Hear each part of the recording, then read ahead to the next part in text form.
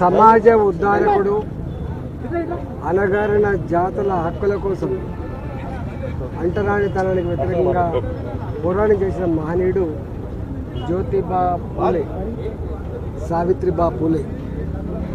ఈ దేశంలో అంటరానితనం, అణచివేత చెల్లదని చెప్పి చాటి చెప్పిన మహనీయుడు పూలే గారు కేవలం స్టేట్మెంట్స్ మాత్రమే పరిమితం కాకుండా ఎంత ఒత్తిడి ఉన్నా, ఎంత అణచివేత ఉన్నా ఆనాటి దుర్మార్గానికి వ్యతిరేకంగా బరిగీసి కొట్లాడిన మహనీయుడు జ్యోతిబా పూలే.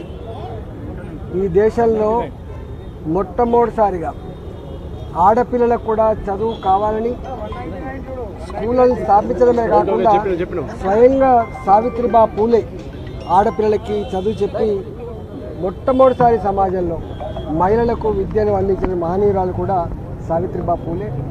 అందువల్ల ఇవాళ వారి జయంతి ఉత్సవాన్ని దేశవ్యాప్తంగా ఈ అణగారిన వర్గాల ప్రజలు కావచ్చు, సమాజ సేవకులు కావచ్చు, సమాజం చల్లగుండాలని చెప్పి భావించిన వాళ్ళందరూ కూడా పార్టీతో సంబంధం లేకుండా, జెండాలతో రాజకీయాలతో సంబంధం లేకుండా ఇవాళ వారి జయంతి ఉత్సవాలు జరుపుకోవడం సంతోషం.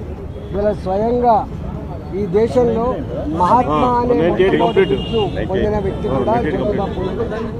స్వయంగా ఈ దేశానికి గొప్ప రాజ్యాంగాన్ని అందించినటువంటి మహనీయుడు అంబేద్కర్ గారే తన యొక్క పుస్తక రచనకు కానీ, తను అందించిన సందేశానికి కానీ, తాను చూపిన మార్గానికి ఇంప్రెస్ అయి నా గురువు పూలే అని చెప్పి ప్రకటించుకునే చరిత్ర మనం చూస్తున్నాం. కాబట్టి ఇవాళ అంబేద్కర్ గారి కంటే ముందు ఇవాళ అనేక విషయాల పట్ల పేద ప్రజలకి, పీడిత ప్రజలకి అండగా ఉన్నటువంటి ఈ మహనీయుల్ని గుండెల్లో పెట్టుకుందాం, ఆ మహనీయుని యొక్క ఆశయాలని కొనసాగిద్దామని చెప్పి సందర్భంగా తెలియజేస్తాం.